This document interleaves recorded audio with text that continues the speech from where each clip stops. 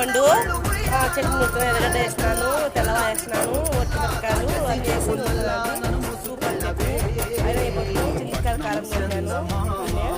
అది ఉంది, మామిడికాయ కారం ఉంది, అది ఉంది. అందుకని ఈరోజు ఇది చేస్తున్నాను. నేను పండుకోలేదు ఈరోజు ఇంకానే. అందుకు మా కెమెరా నుంచి కెమెరా ఇస్తున్నాడు. మా చట్నీ నూరాము. సబ్స్క్రైబ్ చేయండి.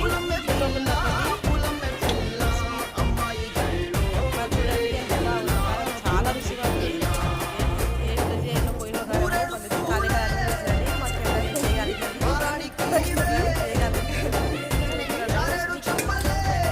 రెసిపీ చెప్తారండి.